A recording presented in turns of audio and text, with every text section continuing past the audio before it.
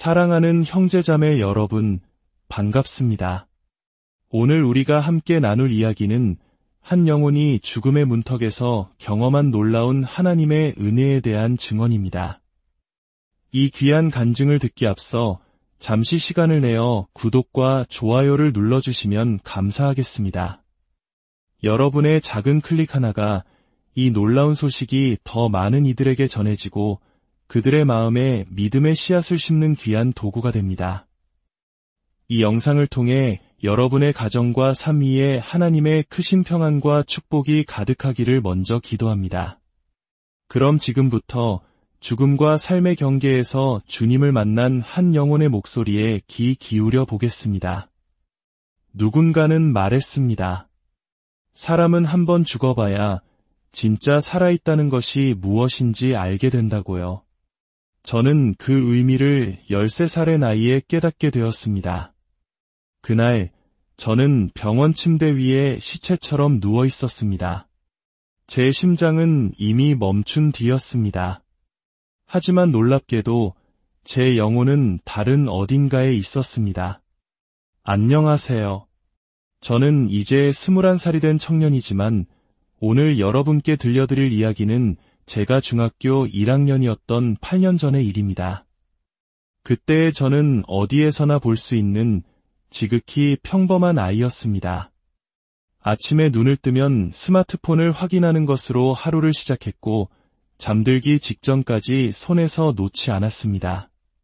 부모님께서 무언가 말씀하셔도 건성으로 응 대답하며 넘어가기 일쑤였죠. 아마 이야기를 들으시는 많은 분들이 고개를 끄덕이고 계실지도 모르겠습니다. 그렇게 평범하기만 하던 어느 여름방학의 하루, 저는 정말로 죽었습니다. 아니, 더 정확히 말하자면 죽었다가 다시 살아났습니다. 계곡 물에 빠져 심장이 무려 18분 동안이나 멈춰 있었거든요. 의사 선생님은 이것을 의학적으로 설명할 수 없는 기적이라고 말씀하셨습니다. 하지만 진짜 기적은 따로 있었습니다. 바로 심장이 멈춰있던 그 18분 동안 제가 보고 듣고 경험했던 것들입니다.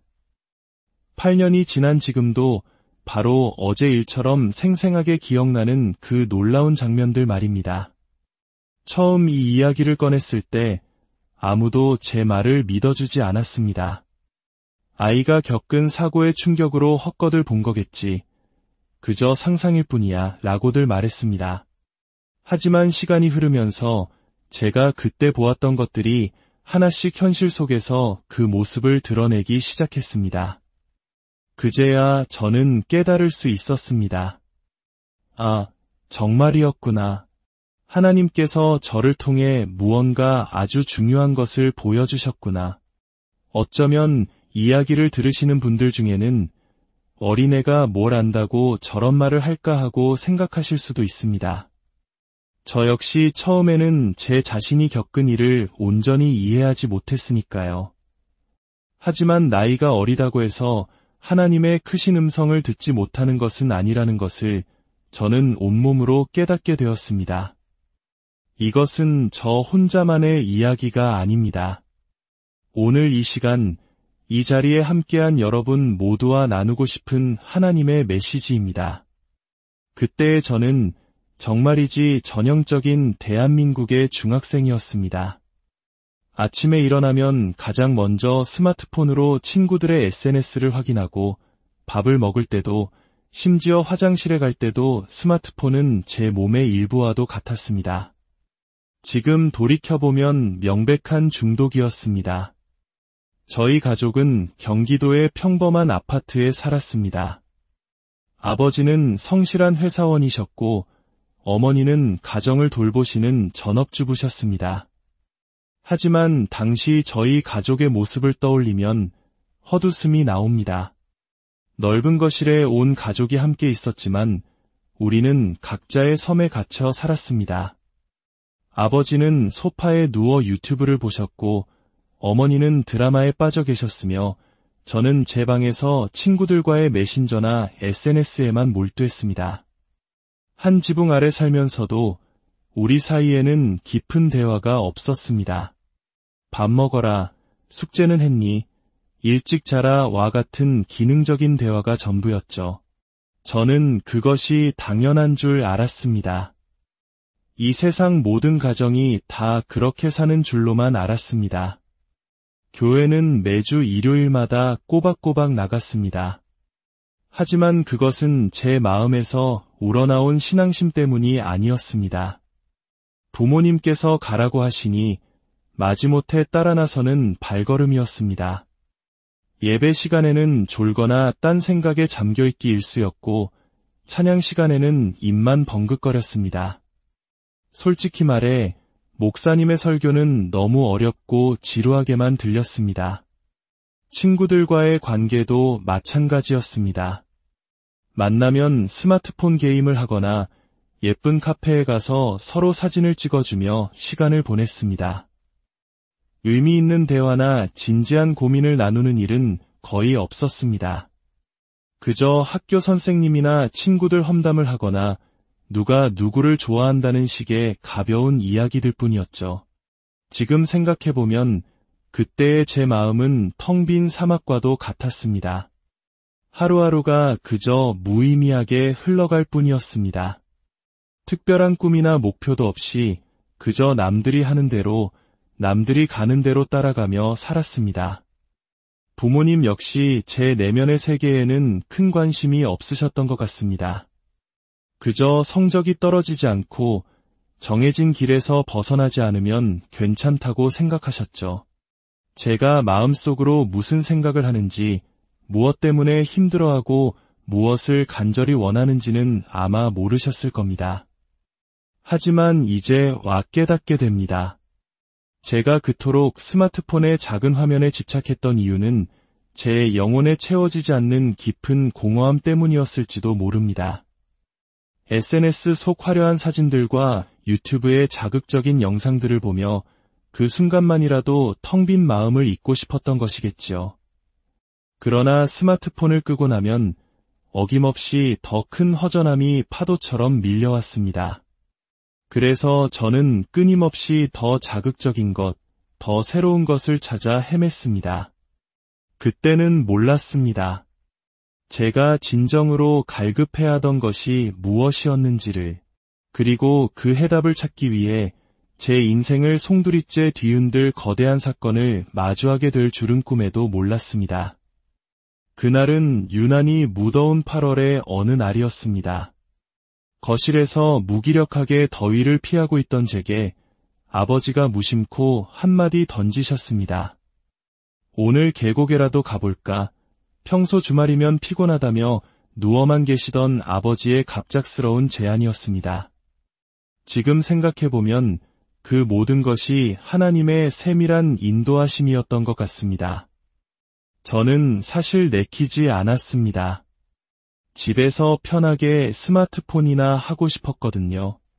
하지만 부모님의 성화에 못 이겨 마지못해 차에 올랐습니다. 차로 1시간쯤 달렸을까 우리는 사람이 많지 않은 한적하고 작은 계곡에 도착했습니다. 처음에는 차가운 물에 발만 담그고 있었습니다. 하지만 점점 더워지는 날씨에 저보다 나이가 많아 보이는 아이들이 깊은 곳에서 물장구를 치며 즐겁게 노는 모습이 눈에 들어왔습니다. 부러웠습니다. 저도 그들처럼 놀고 싶었습니다.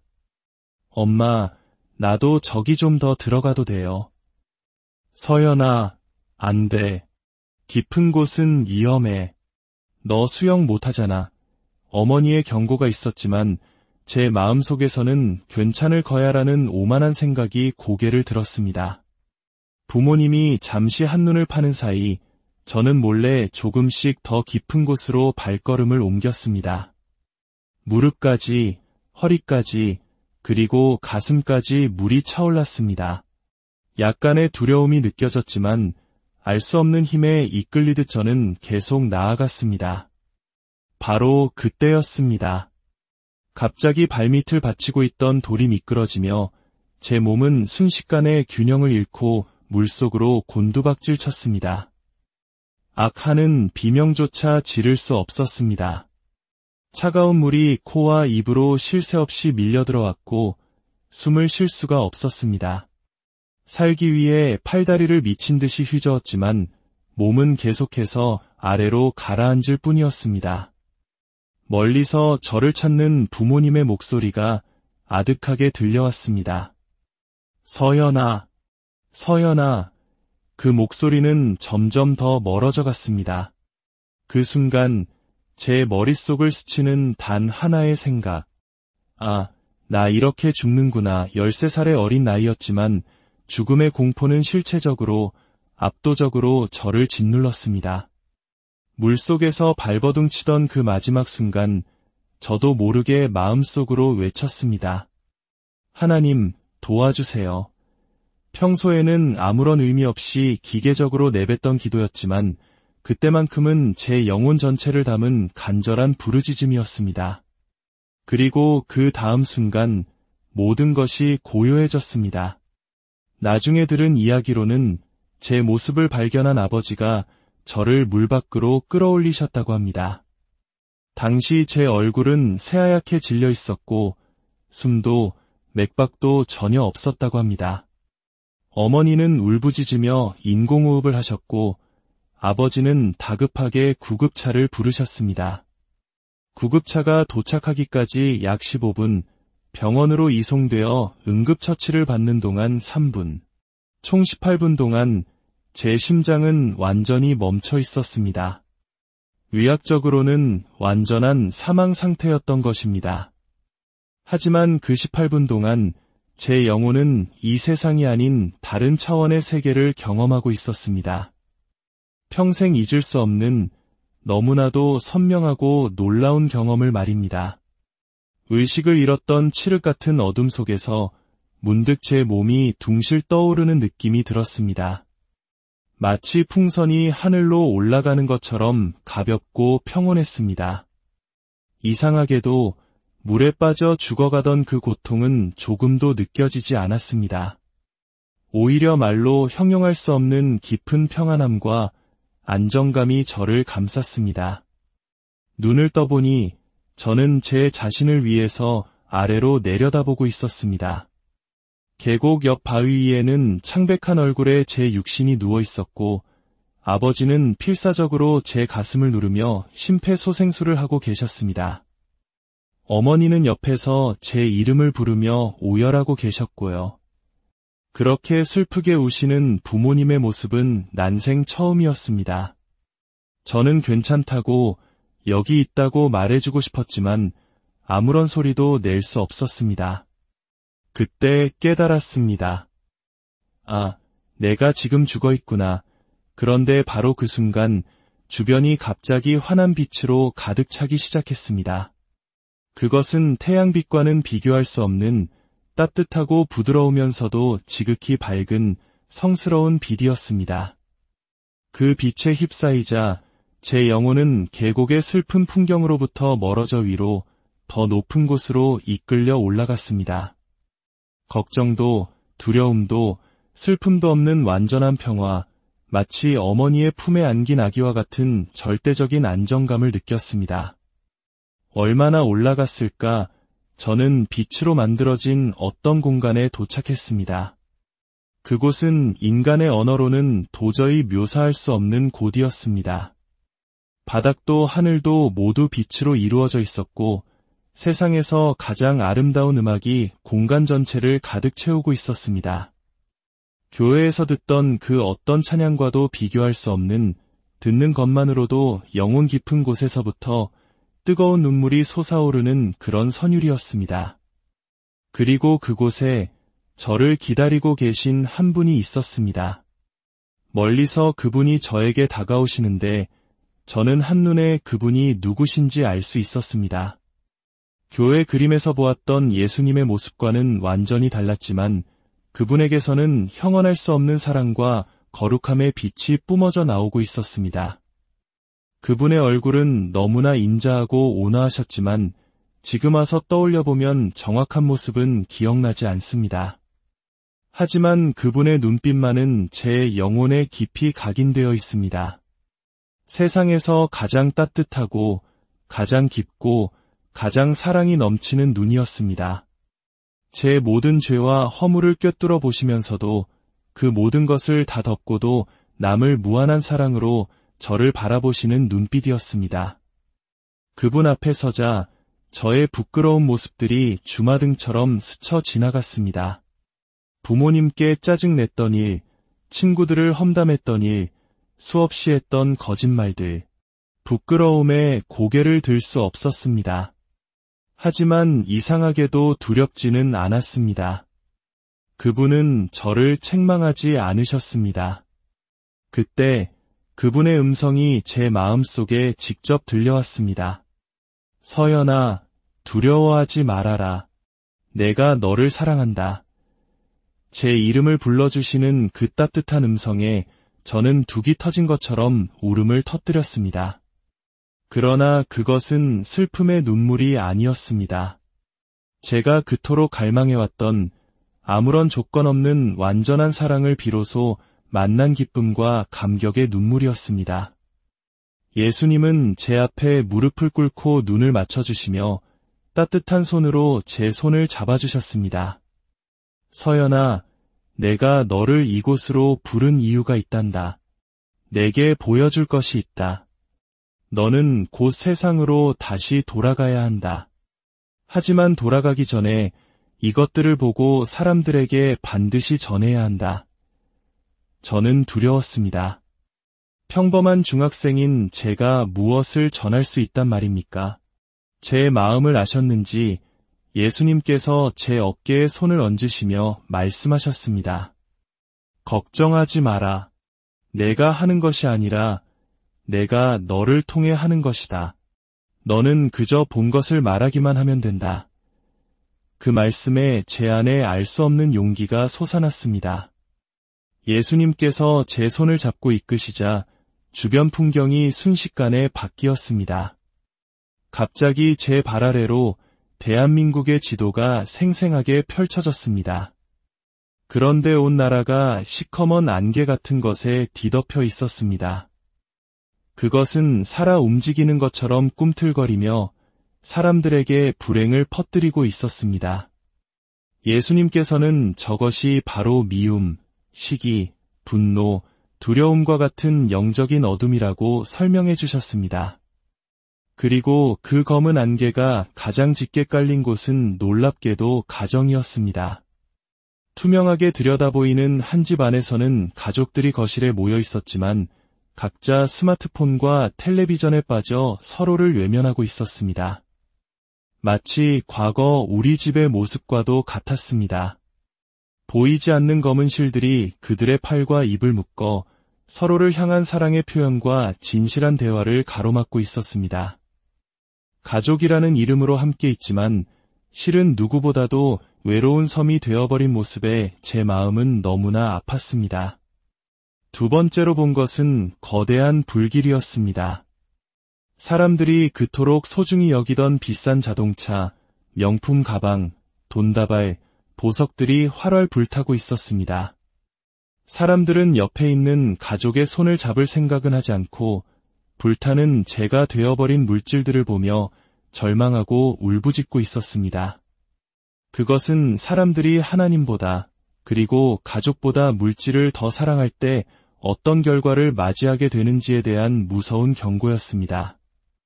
마지막으로 본 것은 가장 놀라운 광경이었습니다. 어느 날 갑자기 대한민국 전체에 불이 꺼졌습니다.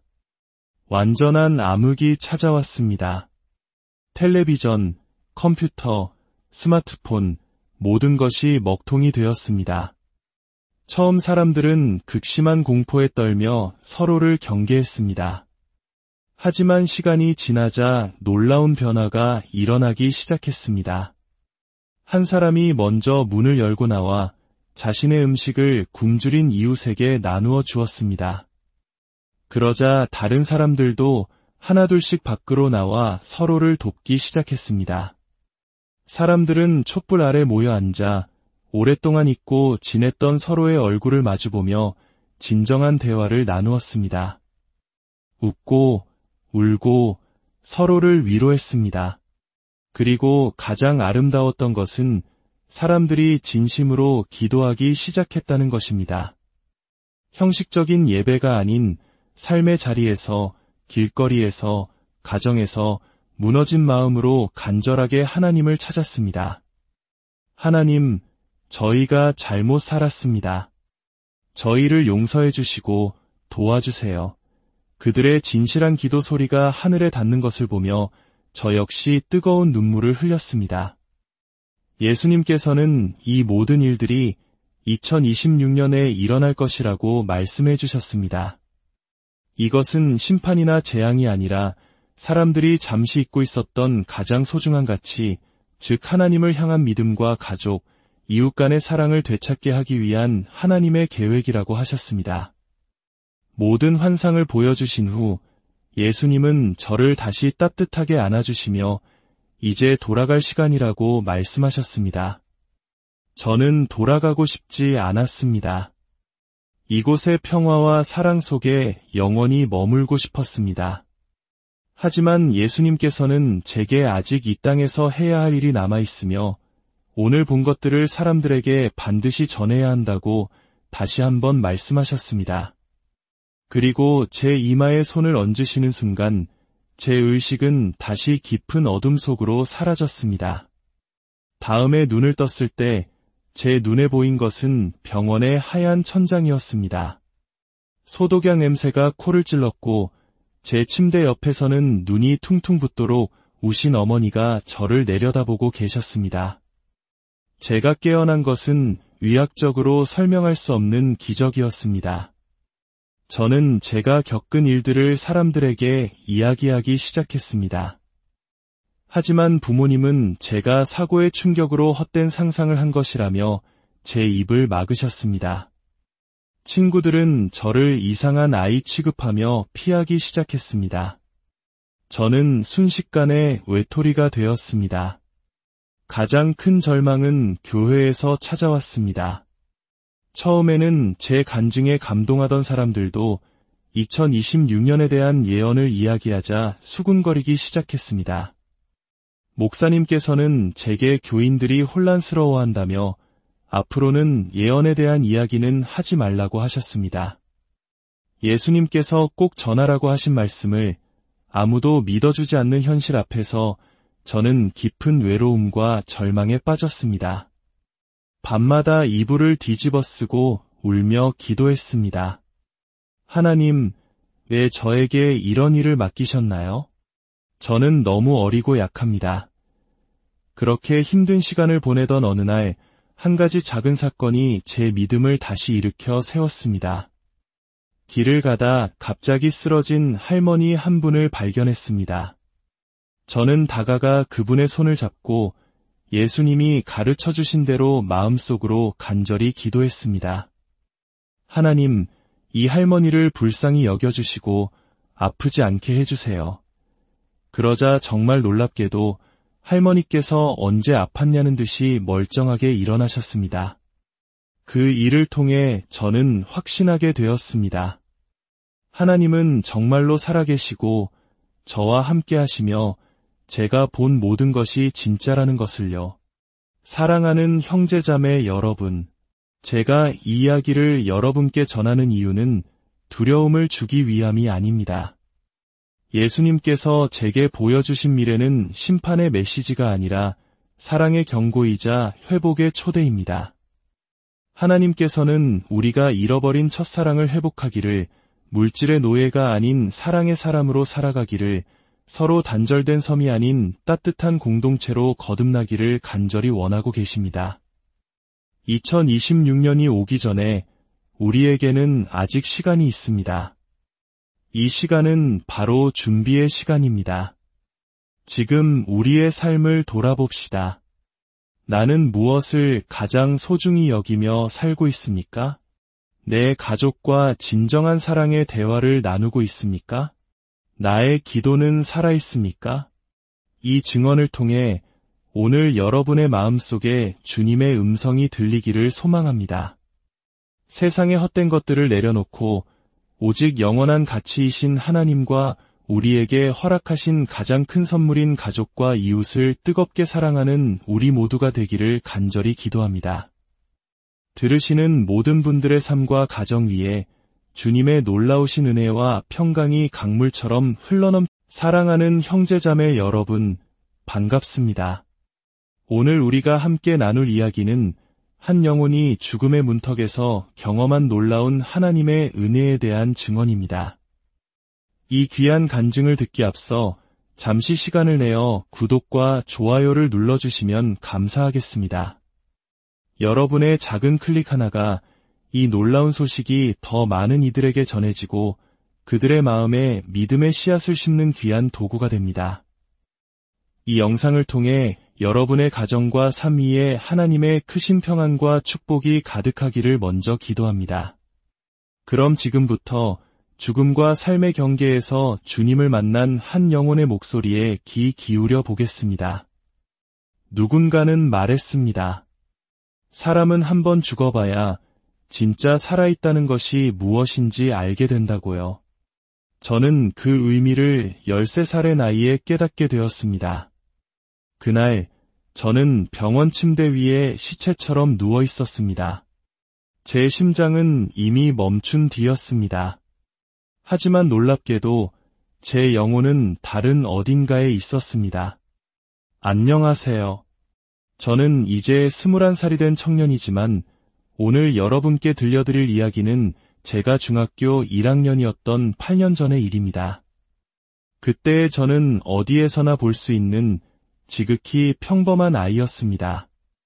아침에 눈을 뜨면 스마트폰을 확인하는 것으로 하루를 시작했고 잠들기 직전까지 손에서 놓지 않았습니다. 부모님께서 무언가 말씀하셔도 건성으로 응 대답하며 넘어가기 일쑤였죠. 아마 이야기를 들으시는 많은 분들이 고개를 끄덕이고 계실지도 모르겠습니다. 그렇게 평범하기만 하던 어느 여름방학의 하루, 저는 정말로 죽었습니다. 아니, 더 정확히 말하자면 죽었다가 다시 살아났습니다. 계곡 물에 빠져 심장이 무려 18분 동안이나 멈춰 있었거든요. 의사 선생님은 이것을 의학적으로 설명할 수 없는 기적이라고 말씀하셨습니다. 하지만 진짜 기적은 따로 있었습니다. 바로 심장이 멈춰 있던 그 18분 동안 제가 보고 듣고 경험했던 것들입니다. 8년이 지난 지금도 바로 어제 일처럼 생생하게 기억나는 그 놀라운 장면들 말입니다. 처음 이 이야기를 꺼냈을 때 아무도 제 말을 믿어주지 않았습니다. 아이가 겪은 사고의 충격으로 헛것을 본 거겠지. 그저 상상일 뿐이야 라고들 말했습니다. 하지만 시간이 흐르면서 제가 그때 보았던 것들이 하나씩 현실 속에서 그 모습을 드러내기 시작했습니다. 그제야 저는 깨달을 수 있었습니다. 아, 정말이었구나. 하나님께서 저를 통해 무언가 아주 중요한 것을 보여주셨구나. 어쩌면 이야기를 들으시는 분들 중에는 어린애가 뭘 안다고 저런 말을 할까 하고 생각하실 수도 있습니다. 저 역시 처음에는 제 자신이 겪은 일을 온전히 이해하지 못했으니까요. 하지만 나이가 어리다고 해서 하나님의 크신 음성을 듣지 못하는 것은 아니라는 것을 저는 온몸으로 깨닫게 되었습니다. 이것은 저 혼자만의 이야기가 아닙니다. 오늘 이 시간, 이 자리에 함께한 여러분 모두와 나누고 싶은 하나님의 메시지입니다. 그때의 저는 정말이지 전형적인 대한민국의 중학생이었습니다. 아침에 일어나면 가장 먼저 스마트폰으로 친구들의 SNS를 확인하고 밥을 먹을 때도 심지어 화장실에 갈 때도 스마트폰은 제 몸의 일부와도 같았습니다. 지금 돌이켜보면 명백한 중독이었습니다. 저희 가족은 경기도의 평범한 아파트에 살았습니다. 아버지는 성실한 회사원이셨고 어머니는 가정을 돌보시는 전업주부셨습니다. 하지만 당시 저희 가족의 모습을 떠올리면 헛웃음이 나옵니다. 넓은 거실에 온 가족이 함께 있었지만 우리는 각자의 섬에 갇혀 살았습니다.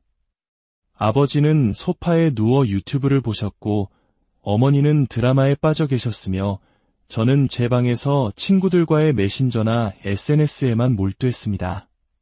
한 지붕 아래 살면서도 우리 사이에는 깊은 대화가 없었습니다.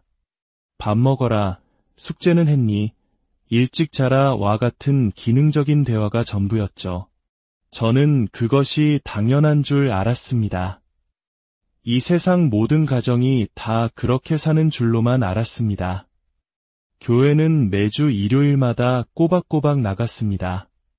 하지만 그것은 제 마음에서 우러나온 신앙심 때문이 아니었습니다. 부모님께서 가라고 하시니 마지못해 따라 나서는 발걸음이었습니다. 예배 시간에는 졸거나 딴 생각에 잠겨있기 일쑤였고 찬양 시간에는 입만 벙긋거렸습니다. 솔직히 말해 목사님의 설교는 너무 어렵고 지루하게만 들렸습니다. 친구들과의 관계도 마찬가지였습니다. 만나면 스마트폰 게임을 하거나 예쁜 카페에 가서 서로 사진을 찍어주며 시간을 보냈습니다. 의미 있는 대화나 진지한 고민을 나누는 일은 거의 없었습니다. 그저 학교 선생님이나 친구들 험담을 하거나 누가 누구를 좋아한다는 식의 가벼운 이야기들 뿐이었죠. 지금 생각해보면 그때의 제 마음은 텅 빈 사막과도 같았습니다. 하루하루가 그저 무의미하게 흘러갈 뿐이었습니다. 특별한 꿈이나 목표도 없이 그저 남들이 하는 대로 남들이 가는 대로 따라가며 살았습니다. 부모님 역시 제 내면의 세계에는 큰 관심이 없으셨던 것 같습니다. 그저 성적이 떨어지지 않고 정해진 길에서 벗어나지 않으면 괜찮다고 생각하셨죠. 제가 마음속으로 무슨 생각을 하는지, 무엇 때문에 힘들어하고 무엇을 간절히 원하는지는 아마 모르셨을 겁니다. 하지만 이제 와 깨닫게 됩니다. 제가 그토록 스마트폰의 작은 화면에 집착했던 이유는 제 영혼에 채워지지 않는 깊은 공허함 때문이었을지도 모릅니다. SNS 속 화려한 사진들과 유튜브의 자극적인 영상들을 보며 그 순간만이라도 텅 빈 마음을 잊고 싶었던 것이겠지요. 그러나 스마트폰을 끄고 나면 어김없이 더 큰 허전함이 파도처럼 밀려왔습니다. 그래서 저는 끊임없이 더 자극적인 것, 더 새로운 것을 찾아 헤맸습니다. 그때는 몰랐습니다. 제가 진정으로 갈급해야 하던 것이 무엇이었는지를, 그리고 그 해답을 찾기 위해 제 인생을 송두리째 뒤흔들 거대한 사건을 마주하게 될 줄은 꿈에도 몰랐습니다. 그날은 유난히 무더운 8월의 어느 날이었습니다. 거실에서 무기력하게 더위를 피하고 있던 제게 아버지가 무심코 한마디 던지셨습니다. 오늘 계곡에라도 가볼까? 평소 주말이면 피곤하다며 누워만 계시던 아버지의 갑작스러운 제안이었습니다.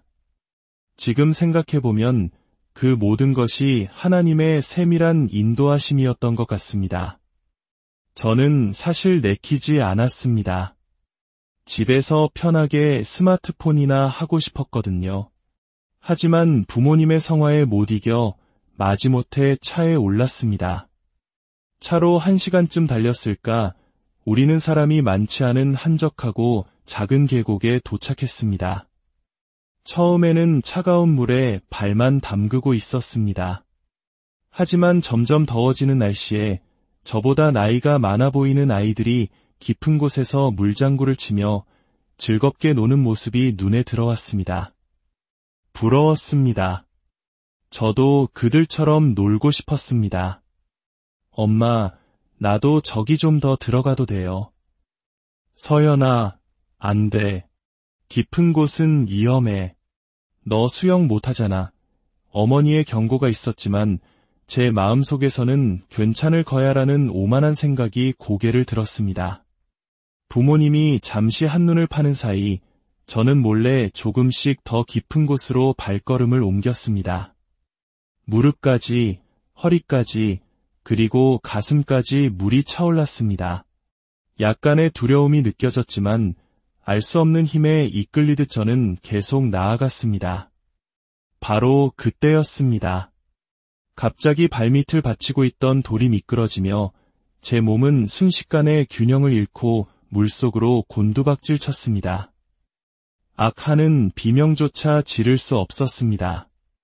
차가운 물이 코와 입으로 쉴 새 없이 밀려 들어왔고 숨을 쉴 수가 없었습니다.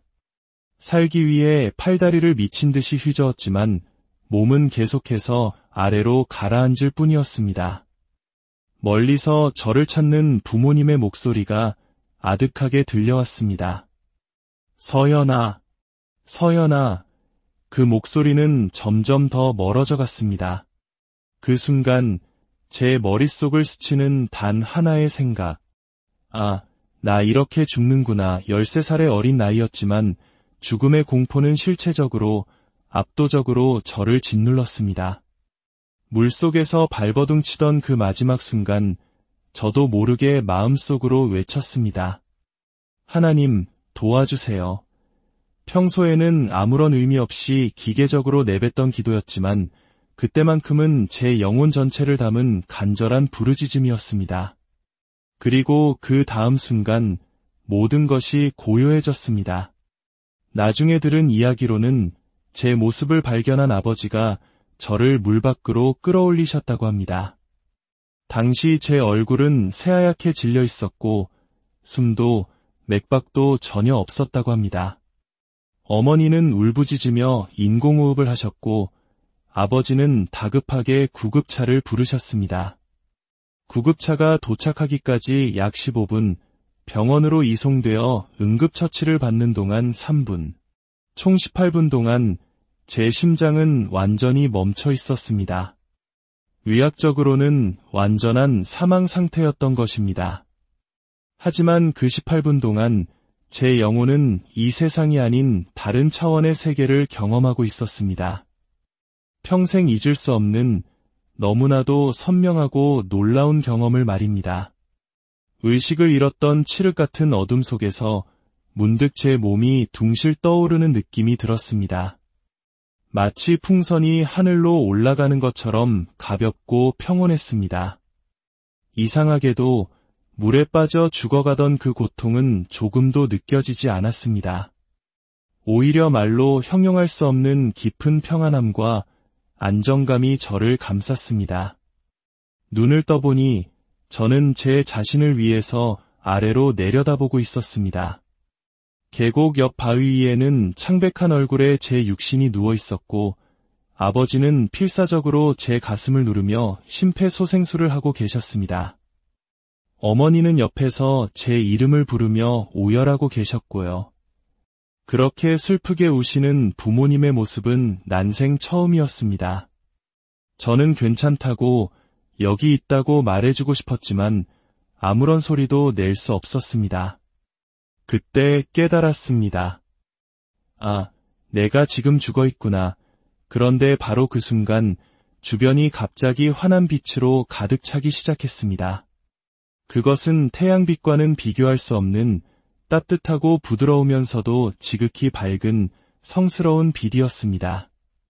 그 빛에 휩싸이자 제 영혼은 계곡의 슬픈 풍경으로부터 멀어져 위로 더 높은 곳으로 이끌려 올라갔습니다.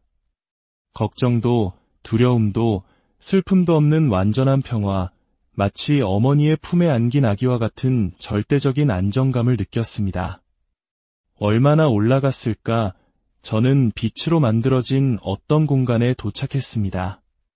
그곳은 인간의 언어로는 도저히 묘사할 수 없는 곳이었습니다.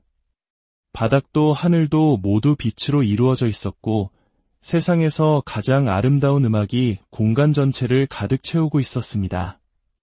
교회에서 듣던 그 어떤 찬양과도 비교할 수 없는, 듣는 것만으로도 영혼 깊은 곳에서부터 뜨거운 눈물이 솟아오르는 그런 선율이었습니다. 그리고 그곳에 저를 기다리고 계신 한 분이 있었습니다.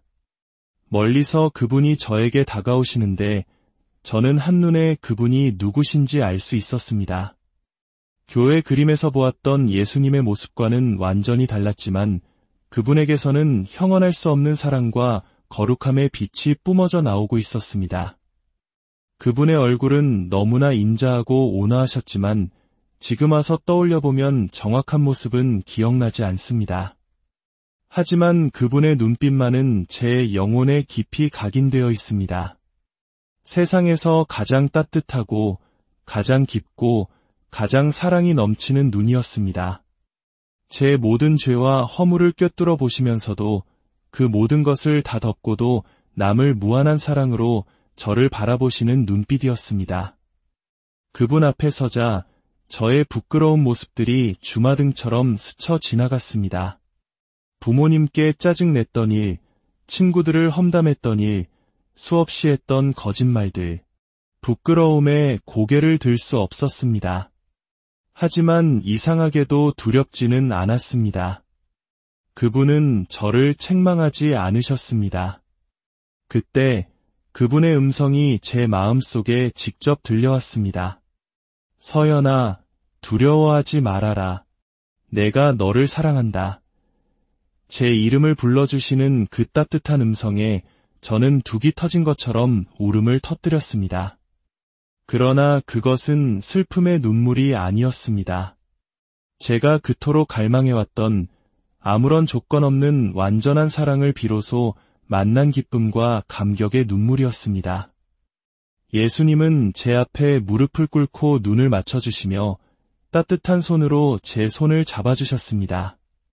서연아, 내가 너를 이곳으로 부른 이유가 있단다. 내게 보여줄 것이 있다. 너는 곧 세상으로 다시 돌아가야 한다. 하지만 돌아가기 전에 이것들을 보고 사람들에게 반드시 전해야 한다. 저는 두려웠습니다. 평범한 중학생인 제가 무엇을 전할 수 있단 말입니까? 제 마음을 아셨는지 예수님께서 제 어깨에 손을 얹으시며 말씀하셨습니다. 걱정하지 마라. 내가 하는 것이 아니라 내가 너를 통해 하는 것이다. 너는 그저 본 것을 말하기만 하면 된다. 그 말씀에 제 안에 알 수 없는 용기가 솟아났습니다. 예수님께서 제 손을 잡고 이끄시자 주변 풍경이 순식간에 바뀌었습니다. 갑자기 제 발 아래로 대한민국의 지도가 생생하게 펼쳐졌습니다. 그런데 온 나라가 시커먼 안개 같은 것에 뒤덮여 있었습니다. 그것은 살아 움직이는 것처럼 꿈틀거리며 사람들에게 불행을 퍼뜨리고 있었습니다. 예수님께서는 저것이 바로 미움, 시기, 분노, 두려움과 같은 영적인 어둠이라고 설명해 주셨습니다. 그리고 그 검은 안개가 가장 짙게 깔린 곳은 놀랍게도 가정이었습니다. 투명하게 들여다보이는 한 집 안에서는 가족들이 거실에 모여 있었지만 각자 스마트폰과 텔레비전에 빠져 서로를 외면하고 있었습니다. 마치 과거 우리 집의 모습과도 같았습니다. 보이지 않는 검은 실들이 그들의 팔과 입을 묶어 서로를 향한 사랑의 표현과 진실한 대화를 가로막고 있었습니다. 가족이라는 이름으로 함께 있지만 실은 누구보다도 외로운 섬이 되어버린 모습에 제 마음은 너무나 아팠습니다. 두 번째로 본 것은 거대한 불길이었습니다. 사람들이 그토록 소중히 여기던 비싼 자동차, 명품 가방, 돈다발, 보석들이 활활 불타고 있었습니다. 사람들은 옆에 있는 가족의 손을 잡을 생각은 하지 않고 불타는 재가 되어버린 물질들을 보며 절망하고 울부짖고 있었습니다. 그것은 사람들이 하나님보다 그리고 가족보다 물질을 더 사랑할 때 어떤 결과를 맞이하게 되는지에 대한 무서운 경고였습니다. 마지막으로 본 것은 가장 놀라운 광경이었습니다. 어느 날 갑자기 대한민국 전체에 불이 꺼졌습니다. 완전한 암흑이 찾아왔습니다. 텔레비전, 컴퓨터, 스마트폰, 모든 것이 먹통이 되었습니다. 처음 사람들은 극심한 공포에 떨며 서로를 경계했습니다. 하지만 시간이 지나자 놀라운 변화가 일어나기 시작했습니다. 한 사람이 먼저 문을 열고 나와 자신의 음식을 굶주린 이웃에게 나누어 주었습니다. 그러자 다른 사람들도 하나둘씩 밖으로 나와 서로를 돕기 시작했습니다. 사람들은 촛불 아래 모여 앉아 오랫동안 잊고 지냈던 서로의 얼굴을 마주보며 진정한 대화를 나누었습니다. 웃고 울고 서로를 위로했습니다. 그리고 가장 아름다웠던 것은 사람들이 진심으로 기도하기 시작했다는 것입니다. 형식적인 예배가 아닌 삶의 자리에서, 길거리에서, 가정에서 무너진 마음으로 간절하게 하나님을 찾았습니다. 하나님, 저희가 잘못 살았습니다. 저희를 용서해 주시고 도와주세요. 그들의 진실한 기도 소리가 하늘에 닿는 것을 보며 저 역시 뜨거운 눈물을 흘렸습니다. 예수님께서는 이 모든 일들이 2026년에 일어날 것이라고 말씀해 주셨습니다. 이것은 심판이나 재앙이 아니라 사람들이 잠시 잊고 있었던 가장 소중한 가치, 즉 하나님을 향한 믿음과 가족, 이웃 간의 사랑을 되찾게 하기 위한 하나님의 계획이라고 하셨습니다. 모든 환상을 보여주신 후 예수님은 저를 다시 따뜻하게 안아주시며 이제 돌아갈 시간이라고 말씀하셨습니다. 저는 돌아가고 싶지 않았습니다. 이곳의 평화와 사랑 속에 영원히 머물고 싶었습니다. 하지만 예수님께서는 제게 아직 이 땅에서 해야 할 일이 남아있으며 오늘 본 것들을 사람들에게 반드시 전해야 한다고 다시 한번 말씀하셨습니다. 그리고 제 이마에 손을 얹으시는 순간 제 의식은 다시 깊은 어둠 속으로 사라졌습니다. 다음에 눈을 떴을 때 제 눈에 보인 것은 병원의 하얀 천장이었습니다. 소독약 냄새가 코를 찔렀고 제 침대 옆에서는 눈이 퉁퉁 붓도록 우신 어머니가 저를 내려다보고 계셨습니다. 제가 깨어난 것은 의학적으로 설명할 수 없는 기적이었습니다. 저는 제가 겪은 일들을 사람들에게 이야기하기 시작했습니다. 하지만 부모님은 제가 사고의 충격으로 헛된 상상을 한 것이라며 제 입을 막으셨습니다. 친구들은 저를 이상한 아이 취급하며 피하기 시작했습니다. 저는 순식간에 외톨이가 되었습니다. 가장 큰 절망은 교회에서 찾아왔습니다. 처음에는 제 간증에 감동하던 사람들도 2026년에 대한 예언을 이야기하자 수군거리기 시작했습니다. 목사님께서는 제게 교인들이 혼란스러워한다며 앞으로는 예언에 대한 이야기는 하지 말라고 하셨습니다. 예수님께서 꼭 전하라고 하신 말씀을 아무도 믿어주지 않는 현실 앞에서 저는 깊은 외로움과 절망에 빠졌습니다. 밤마다 이불을 뒤집어 쓰고 울며 기도했습니다. 하나님, 왜 저에게 이런 일을 맡기셨나요? 저는 너무 어리고 약합니다. 그렇게 힘든 시간을 보내던 어느 날, 한 가지 작은 사건이 제 믿음을 다시 일으켜 세웠습니다. 길을 가다 갑자기 쓰러진 할머니 한 분을 발견했습니다. 저는 다가가 그분의 손을 잡고 예수님이 가르쳐 주신 대로 마음속으로 간절히 기도했습니다. 하나님, 이 할머니를 불쌍히 여겨주시고 아프지 않게 해주세요. 그러자 정말 놀랍게도 할머니께서 언제 아팠냐는 듯이 멀쩡하게 일어나셨습니다. 그 일을 통해 저는 확신하게 되었습니다. 하나님은 정말로 살아계시고 저와 함께 하시며 제가 본 모든 것이 진짜라는 것을요. 사랑하는 형제자매 여러분, 제가 이 이야기를 여러분께 전하는 이유는 두려움을 주기 위함이 아닙니다. 예수님께서 제게 보여주신 미래는 심판의 메시지가 아니라 사랑의 경고이자 회복의 초대입니다. 하나님께서는 우리가 잃어버린 첫사랑을 회복하기를, 물질의 노예가 아닌 사랑의 사람으로 살아가기를, 서로 단절된 섬이 아닌 따뜻한 공동체로 거듭나기를 간절히 원하고 계십니다. 2026년이 오기 전에 우리에게는 아직 시간이 있습니다. 이 시간은 바로 준비의 시간입니다. 지금 우리의 삶을 돌아봅시다. 나는 무엇을 가장 소중히 여기며 살고 있습니까? 내 가족과 진정한 사랑의 대화를 나누고 있습니까? 나의 기도는 살아있습니까? 이 증언을 통해 오늘 여러분의 마음속에 주님의 음성이 들리기를 소망합니다. 세상의 헛된 것들을 내려놓고 오직 영원한 가치이신 하나님과 우리에게 허락하신 가장 큰 선물인 가족과 이웃을 뜨겁게 사랑하는 우리 모두가 되기를 간절히 기도합니다.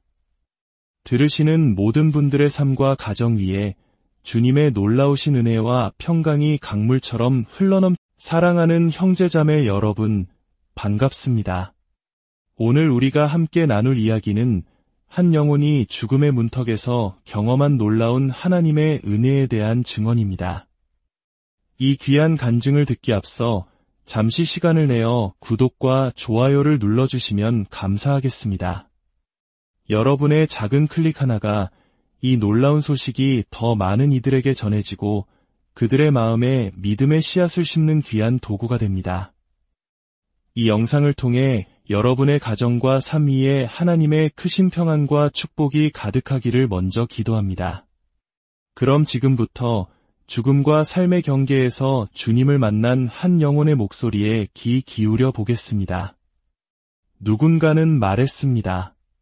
사람은 한번 죽어봐야 진짜 살아있다는 것이 무엇인지 알게 된다고요. 저는 그 의미를 13살의 나이에 깨닫게 되었습니다. 그날 저는 병원 침대 위에 시체처럼 누워 있었습니다. 제 심장은 이미 멈춘 뒤였습니다. 하지만 놀랍게도 제 영혼은 다른 어딘가에 있었습니다. 안녕하세요. 저는 이제 21살이 된 청년이지만 오늘 여러분께 들려드릴 이야기는 제가 중학교 1학년이었던 8년 전의 일입니다. 그때의 저는 어디에서나 볼 수 있는 지극히 평범한 아이였습니다. 아침에 눈을 뜨면 스마트폰을 확인하는 것으로 하루를 시작했고 잠들기 직전까지 손에서 놓지 않았습니다. 부모님께서 무언가 말씀하셔도 건성으로 응 대답하며 넘어가기 일쑤였죠. 아마 이야기를 들으시는 많은 분들이 고개를 끄덕이고 계실지도 모르겠습니다. 그렇게 평범하기만 하던 어느 여름방학의 하루, 저는 정말로 죽었습니다. 아니, 더 정확히 말하자면 죽었다가 다시 살아났습니다. 계곡 물에 빠져 심장이 무려 18분 동안이나 멈춰 있었거든요. 의사 선생님은 이것을 의학적으로 설명할 수 없는 기적이라고 말씀하셨습니다. 하지만 진짜 기적은 따로 있었습니다. 바로 심장이 멈춰있던 그 18분 동안 제가 보고 듣고 경험했던 것들입니다. 8년이 지난 지금도 바로 어제 일처럼 생생하게 기억나는 그 놀라운 장면들 말입니다. 처음 이 이야기를 꺼냈을 때 아무도 제 말을 믿어주지 않았습니다. 아이가 겪은 사고의 충격으로 헛것을 본 거겠지. 그저 상상일 뿐이야 라고들 말했습니다. 하지만 시간이 흐르면서 제가 그때 보았던 것들이 하나씩 현실 속에서 그 모습을 드러내기 시작했습니다. 그제야 저는 깨달을 수 있었습니다. 아, 정말이었구나. 하나님께서 저를 통해 무언가 아주 중요한 것을 보여주셨구나.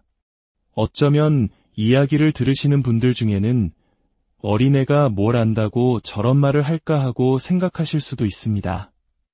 저 역시 처음에는 제 자신이 겪은 일을 온전히 이해하지 못했으니까요.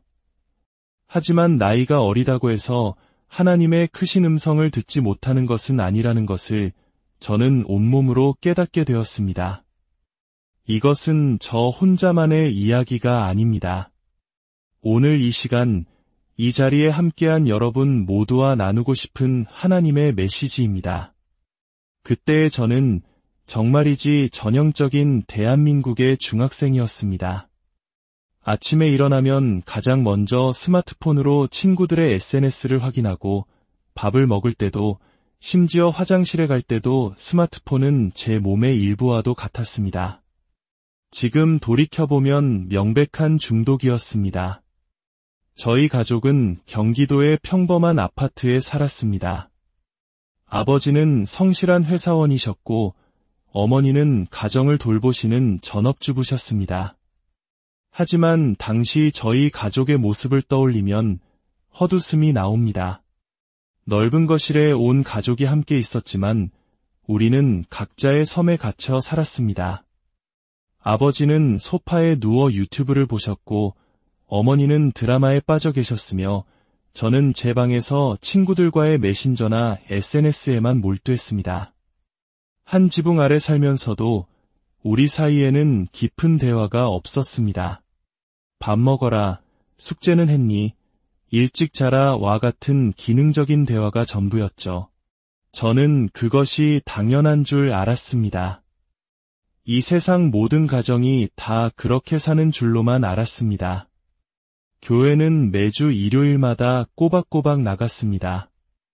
하지만 그것은 제 마음에서 우러나온 신앙심 때문이 아니었습니다. 부모님께서 가라고 하시니 마지못해 따라 나서는 발걸음이었습니다.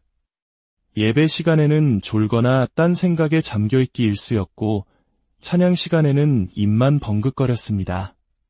솔직히 말해 목사님의 설교는 너무 어렵고 지루하게만 들렸습니다. 친구들과의 관계도 마찬가지였습니다. 만나면 스마트폰 게임을 하거나 예쁜 카페에 가서 서로 사진을 찍어주며 시간을 보냈습니다. 의미 있는 대화나 진지한 고민을 나누는 일은 거의 없었습니다. 그저 학교 선생님이나 친구들 험담을 하거나 누가 누구를 좋아한다는 식의 가벼운 이야기들 뿐이었죠. 지금 생각해보면 그때의 제 마음은 텅 빈 사막과도 같았습니다. 하루하루가 그저 무의미하게 흘러갈 뿐이었습니다. 특별한 꿈이나 목표도 없이 그저 남들이 하는 대로, 남들이 가는 대로 따라가며 살았습니다. 부모님 역시 제 내면의 세계에는 큰 관심이 없으셨던 것 같습니다. 그저 성적이 떨어지지 않고 정해진 길에서 벗어나지 않으면 괜찮다고 생각하셨죠. 제가 마음속으로 무슨 생각을 하는지, 무엇 때문에 힘들어하고 무엇을 간절히 원하는지는 아마 모르셨을 겁니다. 하지만 이제 와 깨닫게 됩니다. 제가 그토록 스마트폰의 작은 화면에 집착했던 이유는 제 영혼에 채워지지 않는 깊은 공허함 때문이었을지도 모릅니다. SNS 속 화려한 사진들과 유튜브의 자극적인 영상들을 보며 그 순간만이라도 텅 빈 마음을 잊고 싶었던 것이겠지요. 그러나 스마트폰을 끄고 나면 어김없이 더 큰 허전함이 파도처럼 밀려왔습니다. 그래서 저는 끊임없이 더 자극적인 것, 더 새로운 것을 찾아 헤맸습니다. 그때는 몰랐습니다. 제가 진정으로 갈급해야 하던 것이 무엇이었는지를, 그리고 그 해답을 찾기 위해 제 인생을 송두리째 뒤흔들 거대한 사건을 마주하게 될 줄은 꿈에도 몰랐습니다. 그날은 유난히 무더운 8월의 어느 날이었습니다. 거실에서 무기력하게 더위를 피하고 있던 제게 아버지가 무심코 한마디 던지셨습니다. 오늘 계곡에라도 가볼까? 평소 주말이면 피곤하다며 누워만 계시던 아버지의 갑작스러운 제안이었습니다. 지금 생각해보면 그 모든 것이 하나님의 세밀한 인도하심이었던 것 같습니다. 저는 사실 내키지 않았습니다. 집에서 편하게 스마트폰이나 하고 싶었거든요. 하지만 부모님의 성화에 못 이겨 마지못해 차에 올랐습니다. 차로 1시간쯤 달렸을까 우리는 사람이 많지 않은 한적하고 작은 계곡에 도착했습니다. 처음에는 차가운 물에 발만 담그고 있었습니다. 하지만 점점 더워지는 날씨에 저보다 나이가 많아 보이는 아이들이 깊은 곳에서 물장구를 치며 즐겁게 노는 모습이 눈에 들어왔습니다. 부러웠습니다. 저도 그들처럼 놀고 싶었습니다. 엄마, 나도 저기 좀 더 들어가도 돼요. 서연아, 안 돼. 깊은 곳은 위험해. 너 수영 못하잖아. 어머니의 경고가 있었지만 제 마음속에서는 괜찮을 거야라는 오만한 생각이 고개를 들었습니다. 부모님이 잠시 한눈을 파는 사이 저는 몰래 조금씩 더 깊은 곳으로 발걸음을 옮겼습니다. 무릎까지, 허리까지, 그리고 가슴까지 물이 차올랐습니다. 약간의 두려움이 느껴졌지만 알 수 없는 힘에 이끌리듯 저는 계속 나아갔습니다. 바로 그때였습니다.